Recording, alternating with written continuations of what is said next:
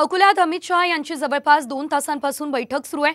या बैठकीमध्ये विदर्भातल्या 6 लोकसभा मतदारसंघांबाबत चर्चा सुरू आहे।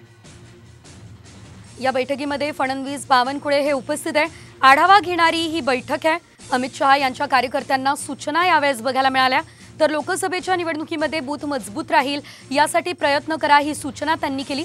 महायुतीच्या उमेदवाराच्या विजयासाठी काम करा, मोदींना निवडून आणण्यासाठी काम करा, सरकारची कामं लोकांपर्यंत पोहोचवा, अशा प्रकारची सूचना यावेळेस अमित शहा यांनी सर्व कार्यकर्त्यांना केली आहे।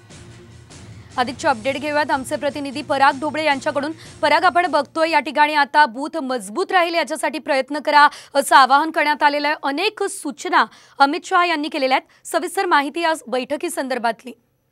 भाजपची ही एकतर महत्त्वाची बैठक होती आणि त्यामध्ये केंद्रीय मंत्री असलेले अमित शहा हे जेव्हा ते अकोला दौऱ्यावर होते आणि त्यांनी सगळ्या पदाधिकाऱ्यांशी चर्चा केली। जवळपास 450 पदाधिकारी जे होते ते यामध्ये सहभागी झाले होते आणि भाजपकडून यावेळेस क्लस्टर जे आहे तयार करण्यात आले आणि त्या क्लस्टरमधील जे आहे पदाधिकाऱ्यांच्या बैठका घेतल्या जात आहे, थेट कार्यकर्त्यांपर्यंत जात आहे। आपण काल सुद्धा बघितलं, नागपुरात जेव्हा पंतप्रधान आले होते थेट कार्यकर्त्यांना भेटले आणि त्यांच्याशी संवाद साधलाय।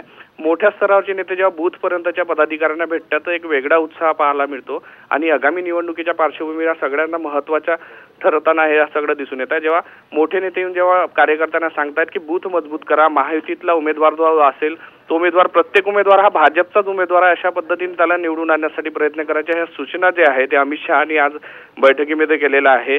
त्यामुळे सरकार थेट लोकांपर्यंत पोहोचत आहे आणि या सगळ्या बैठकांच्या माध्यमातून जेव्हा पदाधिकाऱ्यांशी चर्चा होते आणि त्यांना जनतेपर्यंत जे आहे मागील 10 वर्षात झालेले कामं आहे ते घेऊन जा, म्हणजे आगामी लोकसभा निवडणुकीच्या पार्श्वभूमीवर शेवटच्या माणसापर्यंत पोहोचण्याचं काम जे आहे भाजप या बैठकीच्या माध्यमातून, पदाधिकाऱ्यांच्या माध्यमातून आणि वेगवेगळ्या मेळाव्याच्या माध्यमातून करताना दिसून येत आहे। निश्चितच धन्यवाद पराग दिलेल्या सर्व अपडेट्ससाठी।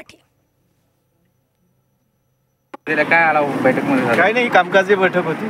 काय झालं? सभा विभाग होती। प्रत्येक लोकसभेच्या प्रमुख कार्यकर्त्यांना बोलावून पुढच्या कामाच्या नियोजनाची बैठक। आणखी काय काय सूचना वगैरे दिल्या गेल्या? कामाच्या नियोजनाच्या बैठक। बैठकीमध्ये तुम्ही लोकसभा खासदारसाठी इच्छुक आहे असं सांगताय? असं नाही, काही जे काही पक्षामध्ये आपल्या सगळ्यांनाच माहिती आहे ते अजून तर कोणालाच माहिती नाही आहे। आम्हाला फक्त काम करायचं आहे, मोदीजींना आणि भारतीय जनता पार्टीच्या 370च्या वरती जागा निवडून आणण्यासाठी एवढंच। पक्षाने तुमच्या जबाबदारी सोपवली तर तुम्ही निश्चित तयार आहे का? आता मला हे सांगा की मोदीजींना 370च्या वरती आणायचं आहे, आपल्याला खासदार यासाठी काम करायचं आहे, बाकी काही काय आला बैठकमध्ये? काय नाही, काम